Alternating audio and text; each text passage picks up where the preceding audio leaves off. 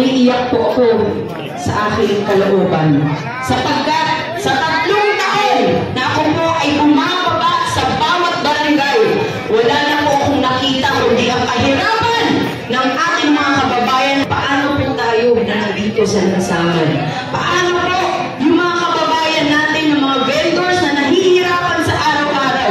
Paano po ang ating mga ama at ina na araw-araw pumapasok, nangungutang kung saan-saan, mapakain lamang ang kanilang pamilya? Dito po kailangan tignan natin ang pagiging isang tunay nating tao. Pagiging isang Pilipino ay ang paglilingkod ng tapat at pagmamalasakit po sa kapwa. Yan po dapat ang Maynila! Maliit man akong babae, pero malaki po ang aking puso. Malaki po ang aking hangarin sapagkat ang tinuruan ko po ay Maynila. Ako po ay itinanganak at lumaki ng San Andres Bukid, Maynila, na kung saan nakita ko po ang tunay at katotohanan sa buhay po nating lahat. Kahit na po ako ay umunlad, dumami po ang aking blessings, pero gusto ko pong ibalik ito sa tao. Dahil ang Panginoon po ang siyang gabay ko sa lahat. Panginoon po ang nagbigay sa akin ng magandang hangarin at damdamin. Panginoon po ang nagbigay sa akin ng dahilan kung bakit ako po ay buhay pa.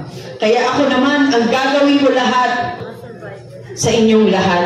Sabi ko nga, hindi marahil na tayo mauunawaan sapagkat hindi nakatungtong ang kanilang mga paa sa lupa.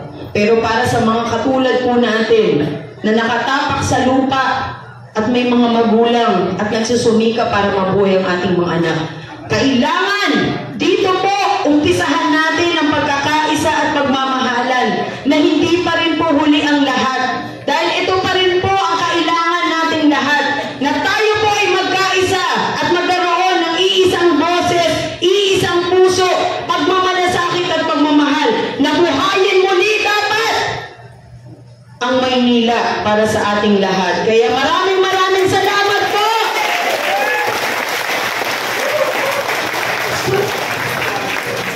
Maraming salamat.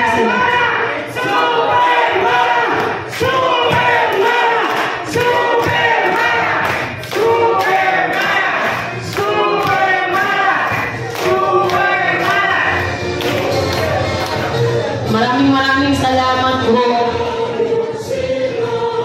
Talaga namang ang Pilipino ay tunay na nagmamahal. Hindi na po kailangan nating ipagsigawan, pero nandito po sa ating mga puso. Pairalin po natin ang pagiging tunay nating tao. Dahil may mga anak pa tayo at mga apo na kailangan buhayin. At sa pagkakataong ito,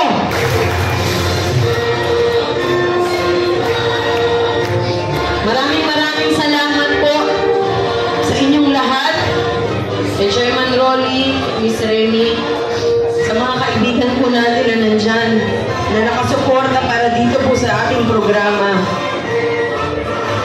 Mahirap po ang buhay natin, pero mas mahirap kung hindi tayo magkakaisa. Tandaan niyo po yan. Mas mahirap kung hindi po natin gagampanan ang pagiging isang tunay na tao. Ang Panginoon po ay hindi tayo pababayaan. Basta tayo ay nasa tama. Ang kabutihan po dapat ang manalo sa laban po na ito.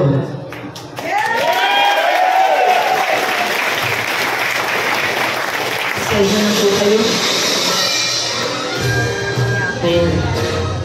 Siyempre naging emotional po ako sapagkat nakita niya naman po ang ating mga kababayan na sa munting tulong po na ating naibaba ay abot-abot ang pasasalamat na ibinibigay po sa atin. Diyan po makikita natin ang hiwaga ng pagmamahal. Ang hiwaga po na ibinibigay sa atin ng ating buhay. Na sa kabila po ng kahirapan, sa kabila po ng marami nating dinaranasan ngayon, pero nandito pa rin po tayong lahat. Yung iisang layunin po natin at iisang damdamin, ang siya po magiging lakas ko para ipagpatuloy ko po lahat ng aking ginagawa. Maniwala po kayo sa akin na ang damdamin ko po ay nasa inyo. Sabihin ko man o hindi,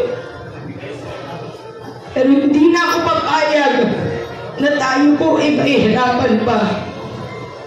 Sapagkat ito na yung panahon na dapat ang mga magulang natin ay hindi na nag-aalala.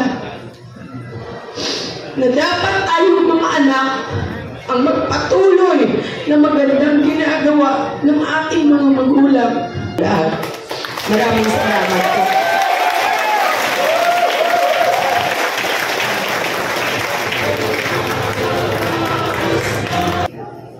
Dahil po sa pagmamahal na ipinakita sa atin ng ating superhero Miss Mara Tamundong, ay susuklian din naman natin ng pagmamahal na karapat-dapat para sa kanya. Na tayo ay nakahandang laging nasa tabi niya kung ano man po ang kanyang maging adhikain. Nandun po tayo palagi, lalong-lalo na po sa pamumuna ng sa pamunuan ng ilaw sa reforma ng Maynila. Isang babae na may integridad, very strong woman, and kind-hearted, at higit sa lahat, may pusong tunay na nagmamahal sa ating lahat. Sa dahilan po ito, ay nais po natin i-serenade ang ating minamahal na si Miss Mara Tamundong na sabay-sabay po natin kantahin, "Ikaw ang aking mahal, Miss Mara Tamundong."